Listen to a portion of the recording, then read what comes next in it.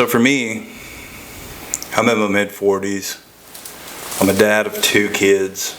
One's an adult, out of the house now. I have a daughter, and I find myself wondering all the time, how can I be a better dad? How can I be a better person, a better role model, a better example to them? So when they are out in the real world and they're grown and they look at other men, they gauge those men off of me and not some version of me that wasn't full. You know what I mean?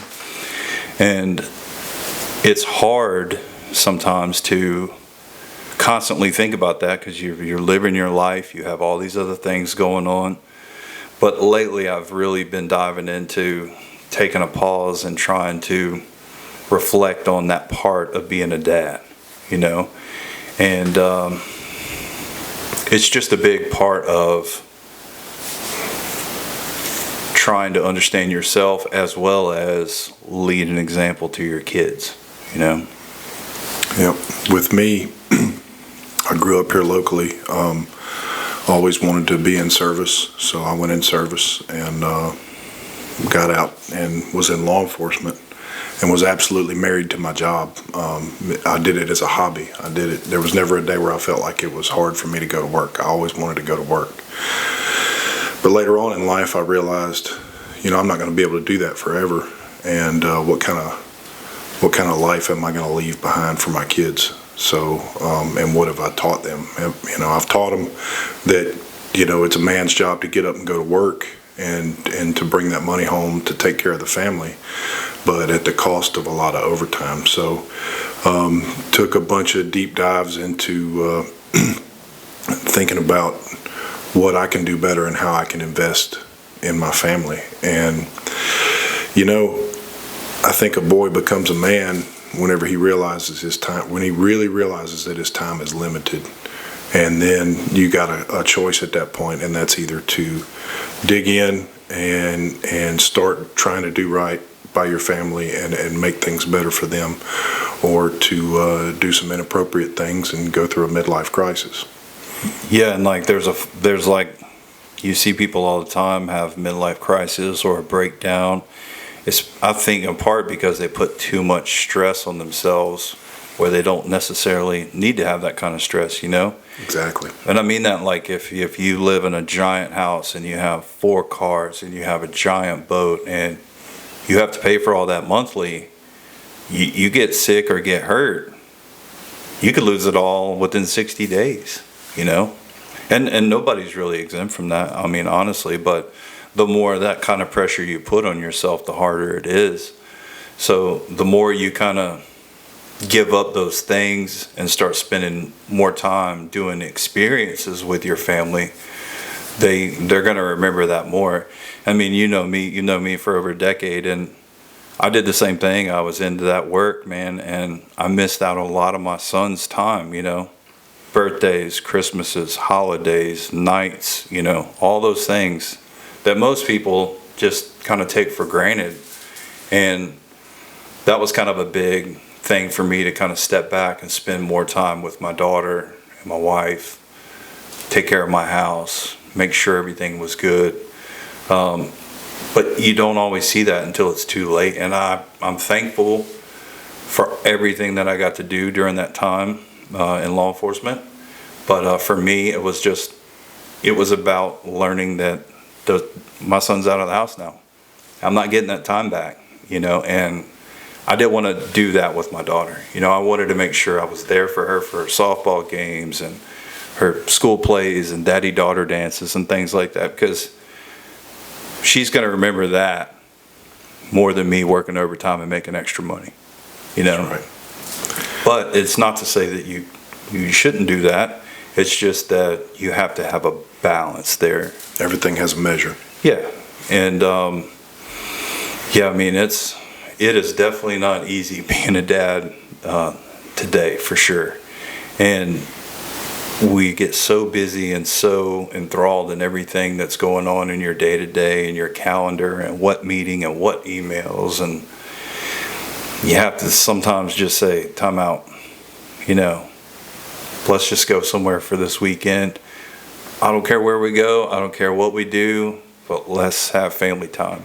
It's like I said, kids are young, they're impressionable, and they're going to remember those times of goofing off and spending $20 on a bag of popcorn more than they're going to remember you working 10 parades downtown. You know what I mean? Well, the world is so polarizing right now that I know we joke about the word safe space, but your home really has to be that place where people can let their hair down and communicate. And if you're not there, you're not able to do that. Yeah. I mean, so there has to be some measure to it. Yeah, and you just have to find it in yourself to realize, hey, I've worked enough hours. I've worked enough overtime. I need more time at home, because you don't want to work so hard that you work yourself out of your own family. And I think that happens a lot these days. Yeah, it does. Yep. I worked myself out of my first family. Yeah. Sure did. And, looking back, there was a lot of things I could have done better, I'm in a really good place now. But I think if you really want to grow, if you really want to become a better person in any way, you have to be really honest with yourself about where you could have been better too, and take a good hard look at that. And that's the only way we can learn, Yeah, but like you said, everything's so polarized. Sometimes you don't even get a chance to admit your wrongs or to realize you were wrong because you're so adamant about being right, even if you're wrong. Yeah. And I think part of that is just lack of communication, and like I said, taking that time out to say, oh, whoa, I'm not really that person. I don't want to be aggro. I don't want to be upset at everybody or yell at everybody for not doing the dishes, whatever it is. That's not really you. Your wife didn't fall in love with you because you were angry or not giving her the attention she needs. That's right. And you just kind of work through life sometimes and not take that time to slow down and enjoy those moments and reconnect and remember why you're doing what you're doing. Because if what you're doing is not bettering your situation for yourself and your family, then what are you doing? A lot of people don't slow down enough to figure that out. We come to that realization at different points in our life, and I think it's got a lot to do with maturity. It's got a lot to do with how you were raised as well. The role models that you had around you or didn't have around you. But sooner or later, you're going to take that pause, and I think that's one of the reasons why I want to be here with you talking about these things is maybe something that we say will help somebody out there somewhere, Oh, yeah. And, I told you this. I've been wanting to do a podcast for more than a year now, and a couple opportunities here and there, but never got really serious about it. And when I spoke to you about it, and you didn't even hesitate, you said, absolutely, I'm down. I was like, okay, this is perfect. Number one, you're like one of the nicest, strongest guys I know on earth. But you got to get better friends. No. I'll take the ones I have. Very few, but I'll take the ones I have. Right. And you were just like, no hesitation, absolutely, because the whole purpose is to try and better our community, better our world. And the only way you can do that is you have to take that first step. And, and for me, putting the studio together and learning the audio side, and I've always been into photography and cameras, so I already have cameras and stuff, but it was a learning curve for me to learn the other side of this and to try and understand something I had no idea about, but I had to make time to do that in order to put this together. And I'm just thankful because, when I'm in church and I listen to what Brandon says, I go to Mosaic, and when I listen to what Brandon says about, you have to stand out, you have to be different. And it doesn't matter what other people think about that. Yeah. If you're doing it for the right reasons, it's irrelevant, Yeah. And the hardest part for me was that first step. And once you take that first step, then you realize, well, that wasn't so bad. What else can I improve on? What else can I do better? What else can I do to help lead my family to a better life? But from, I think, my wife and my daughter's perspective and even my son's perspective, they take comfort in the fact that we can plant a garden, but we can also defend our home to no end. Yep. Yep. Just because, and I think where society breaks down on that is people say, oh, well, they have handguns or they have rifles or whatever it is. Well, I also like to hunt and fish, and those are my tools. Yep. To harvest animals, to feed my family. But you also have to use those tools in certain instances to protect and defend your family. And the only way you can do that is if you're trained, if you're safe, and you understand what you're doing. And a lot of times, the average person is too scared to invest that time to do that. And so it's like a offhands thing. But for us, that's just another tool in our tool belt. And you have to be proficient in using those things. That's right. And I think a lot of the things that we talk about when we say the word alpha, a lot of people use that word in a very cringeworthy kind of way. And when I hear it in a lot of contexts, I hear it in a very cringeworthy way. But the way I like to define it is a person that takes responsibility for their actions and takes responsibility for the people that are around them that they can take care of. And firearms, like you said, is one of the ways to do that. But ownership of your actions and ownership of your knowledge and ownership of your abilities is paramount in all of these things, especially with firearms. And once you start taking that trip down the rabbit hole of ownership of your responsibilities, ownership of taking care of the people that's around you, really there's no limit to the directions you can go in. Like you said, planting a garden, teaching your kids how to do that, teaching your kids to be safe with firearms, teaching your kids to be safe with tools.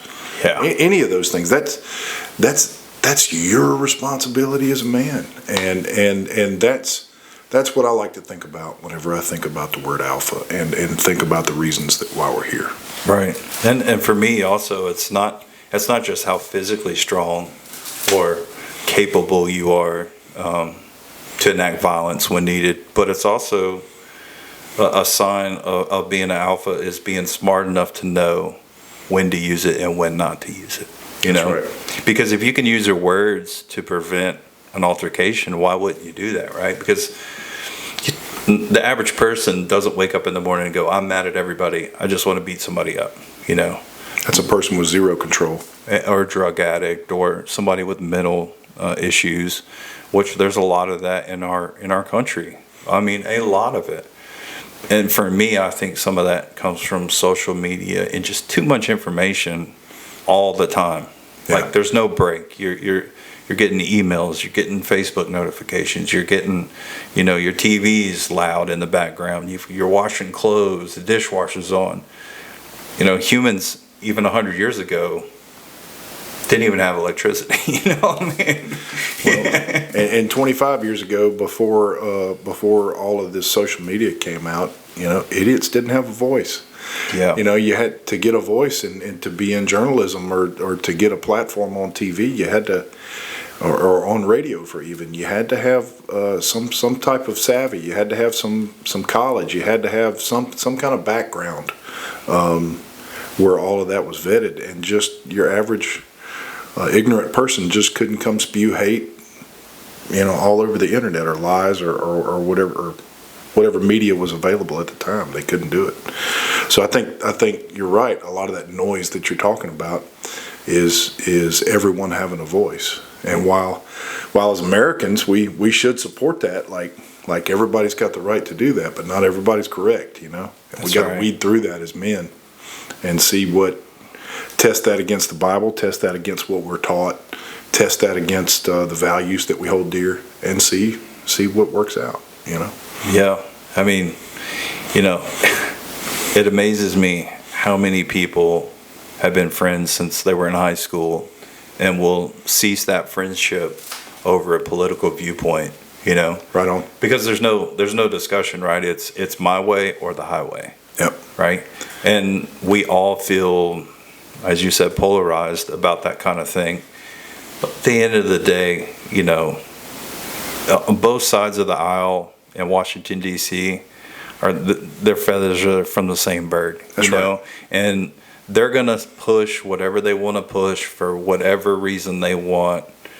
But a smart man will look at the total circumstances at hand and come to a somewhere in the middle conclusion about where they think it should be. And I reflect back to our founders a lot, you know, like the Federalist Papers. I go back when I see something happen, and I go back and I find something that they talked about would happen, you know, and lo and behold, how did they know way back when someone would do this? Well, because the British government had already done that in some way, shape, or form to them before they were free.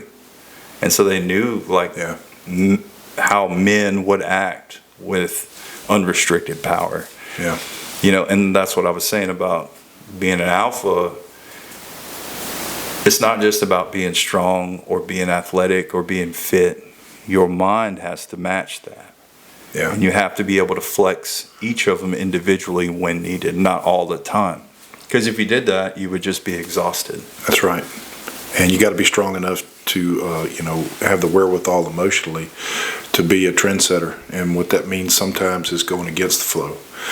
Like, let's make talking to our neighbor with respect a popular thing again, regardless of who they vote for, or regardless of whether or not your opinion matches theirs. You don't ever ask anybody whether they're a Democrat or a Republican or what bill they support or don't when you hold the door open for them at the grocery store. You just say good morning, and you do that. Let's normalize that. You know, let's lead people in that direction, and I think that will have cascading effects that transmit itself through our government. You know, you're never going to change the corruption that's there. It's going to be there, but man, they can know where we stand by the way we act. Right. You know, and for me, it's one of those things, like, in my life, I think about quite often. I'm sure some people do from time to time when they see the country and the world divided so much.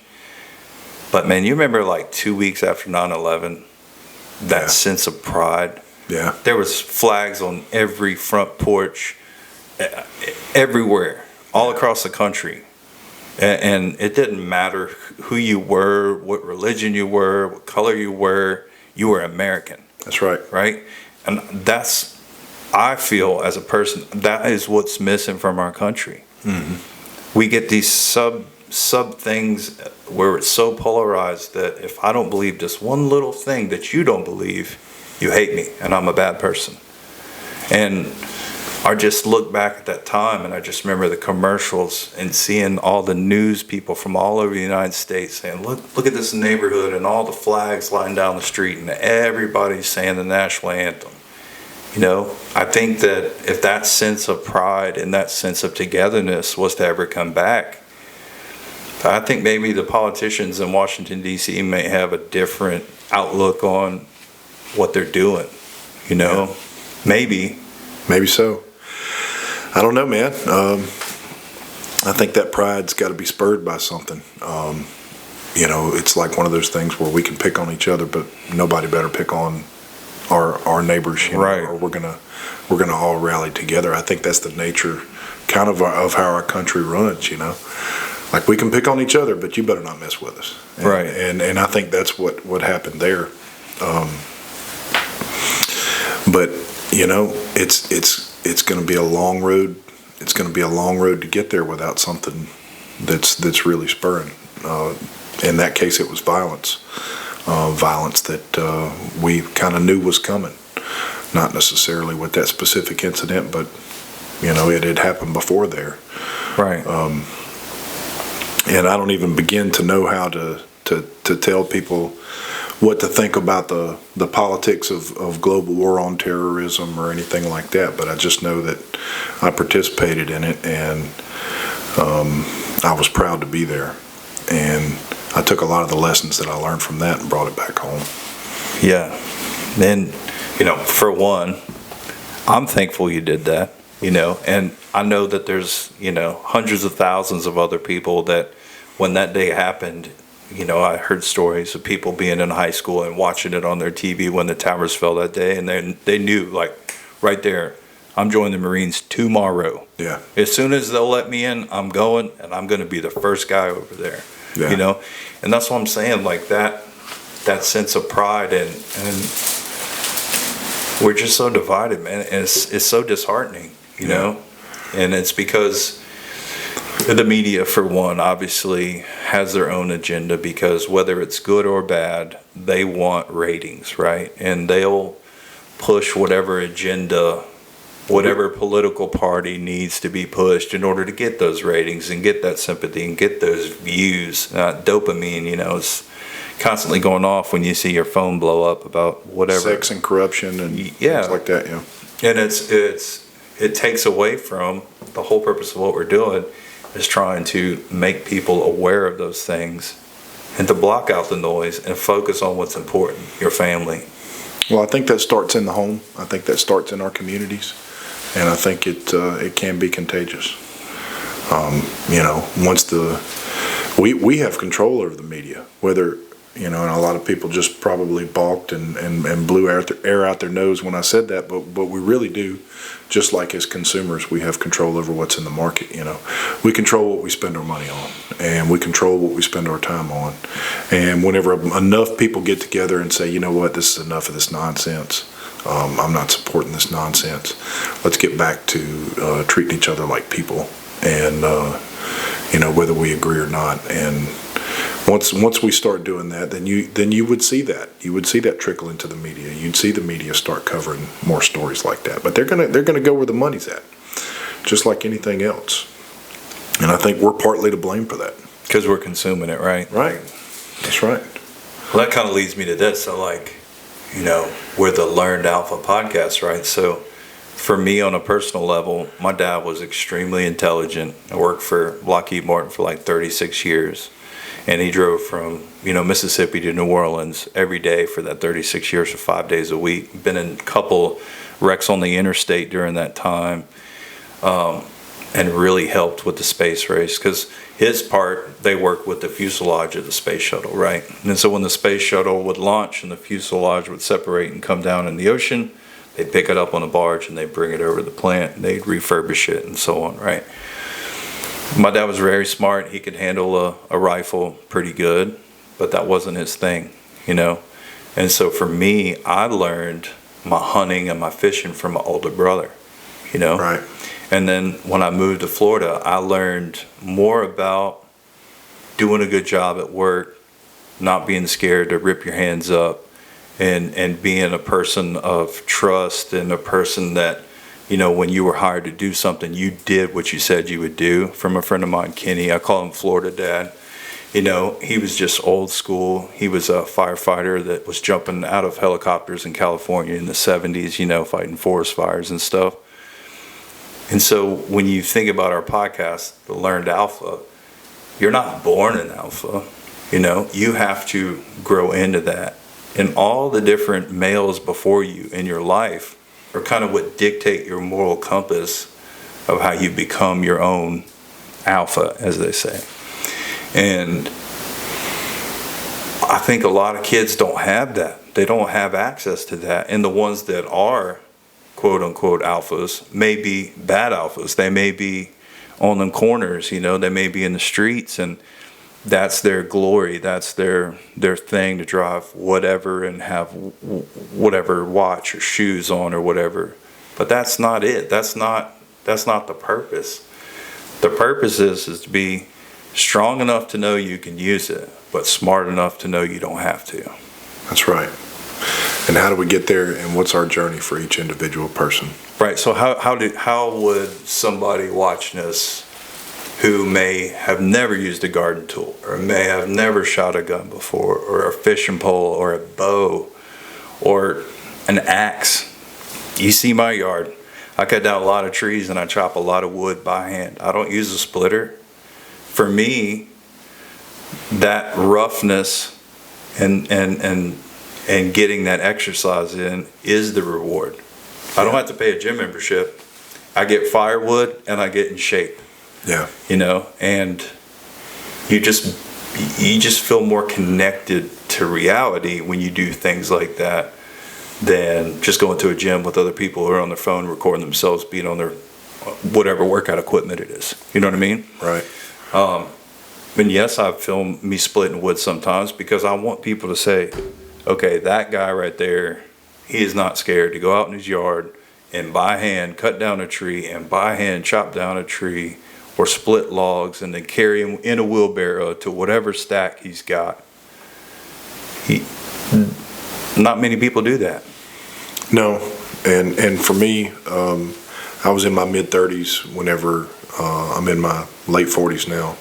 I was in my mid-30s whenever I realized that I wasn't going to be in law enforcement forever. And so the big question was, what do I do?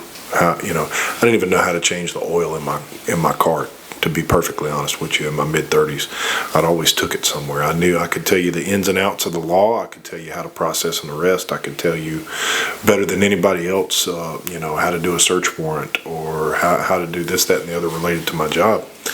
But when I realized that that's just a small portion of who I am as a person, and my job is not my complete identity, then I started trying to venture out. And it was really hard for me because, my dad passed when I was real young. I was raised by a couple of women, and they did the absolute best they could, but there's some things that are better taught to a young man by a man.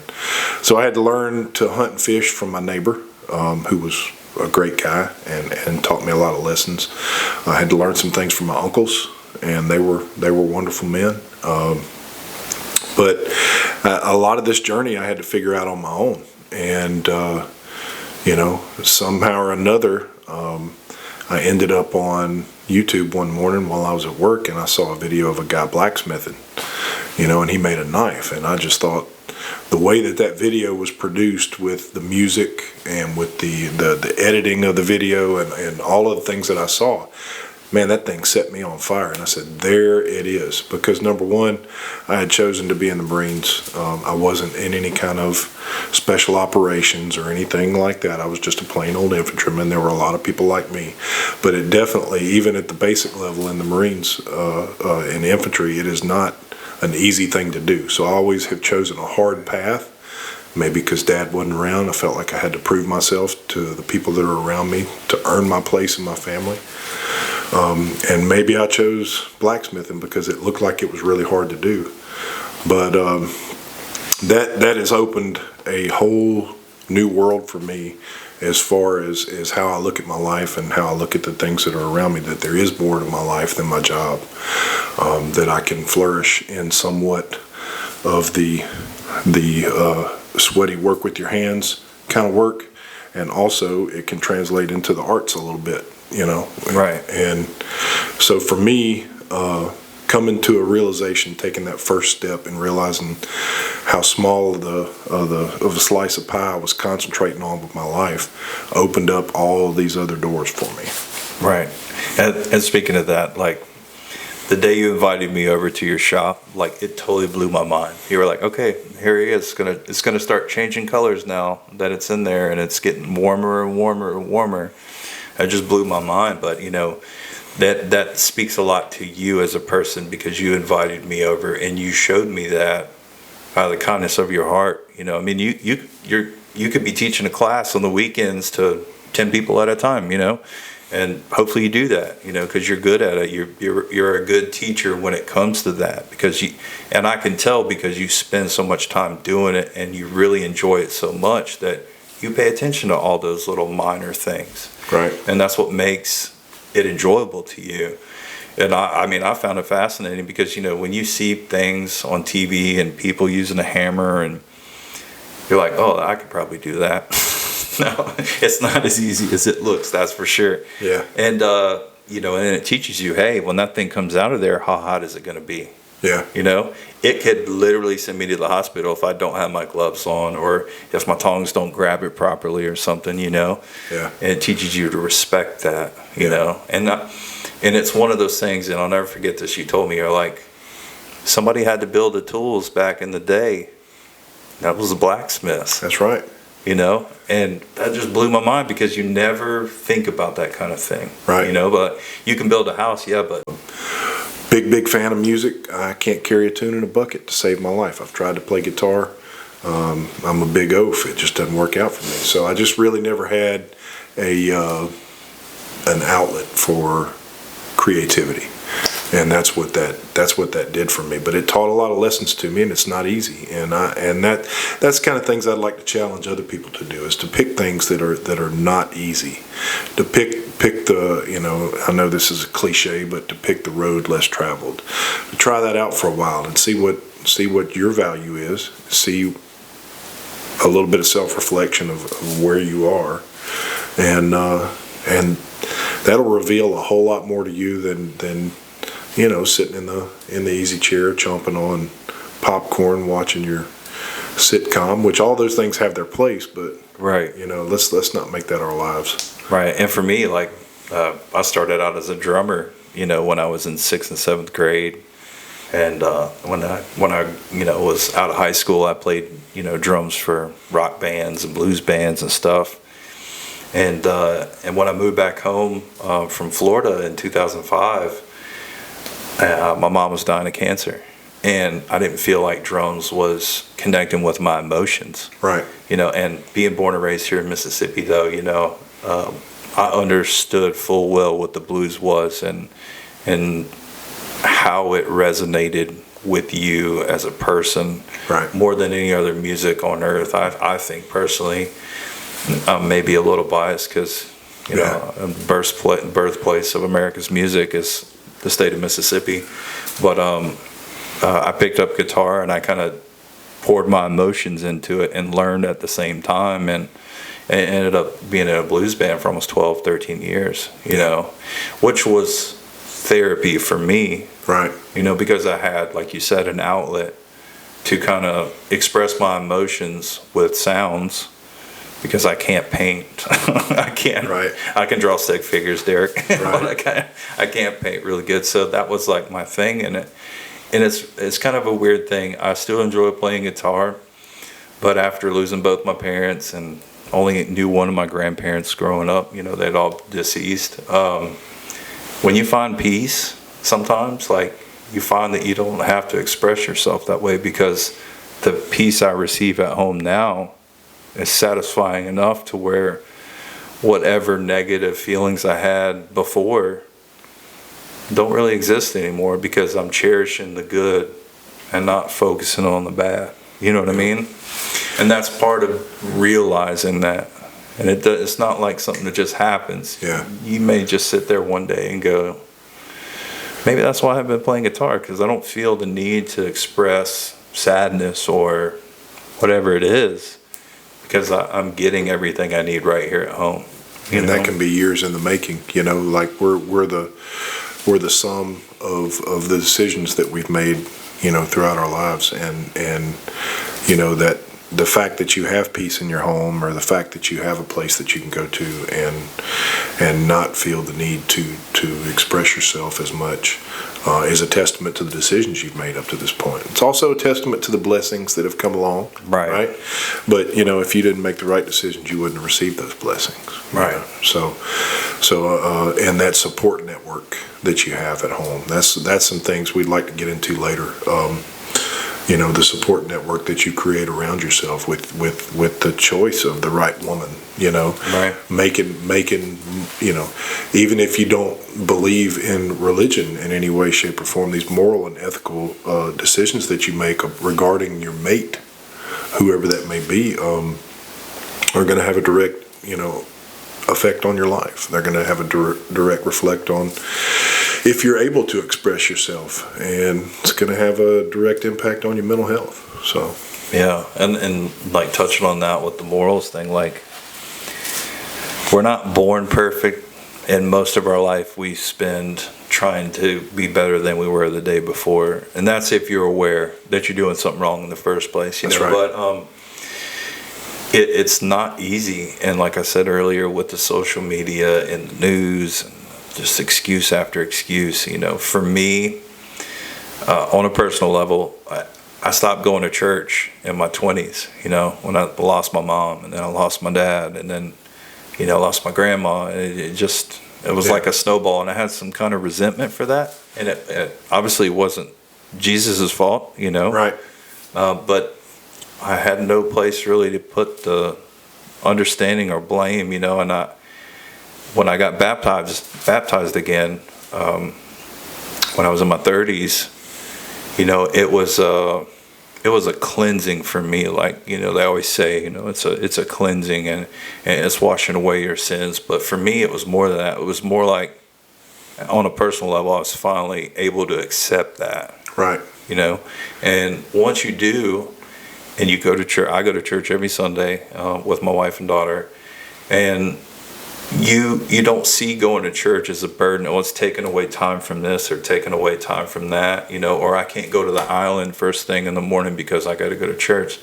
I never look at it that way. Right. I look at it as I'm going there to learn something, to be better as a person, so that my daughter and my wife see me in a better light, Yeah. Yeah. I had gotten baptized at a very young age and had wandered away, whether, not intentionally, but, growing up in my 20s, I didn't go to church. I was raised in a very, very strict old school Southern Baptist church. And I didn't do it, but the seeds that were planted during that time stayed with me. And I knew what was right, and I knew what was wrong, and I knew who created us, and I knew all of these things, and there wasn't any doubts there. But like you said, later on in life, when you went back, I did the same thing. It was on the heels of a divorce, pretty rough one, and emotionally, that I was in a place that I had nowhere else to turn. Right. And I was at a point where I could either do something really bad that would be self-destructive, or do something that I viewed as good, which was to get my butt, back in church. So I went one night, and I had never felt that way before in church, right? So I knew what was right and I knew what was wrong. I knew who had made us. I knew who had saved us, and I'd given my heart to Jesus, but. And there was no question about that, but the full surrender didn't take place until then. Like, I had no place else to go. Right. I had nowhere to live. I had my dog and a duffel bag, and I had moved into a courtesy officer apartment. Had nothing to call my own, and that night when I went to church, things were just different.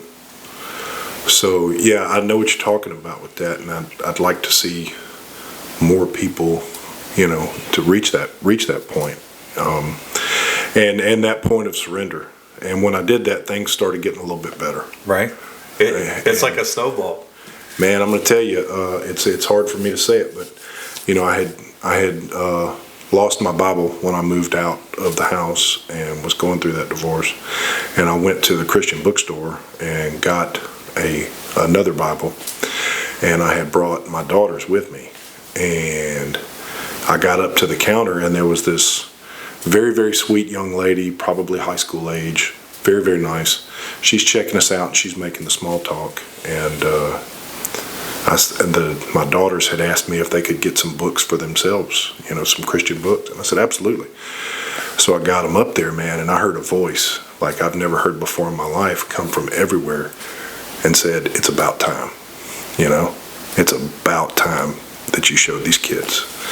And man, life's been completely different since then. Now I'm not in church every time the doors are open, but I know where I'm grounded. Right.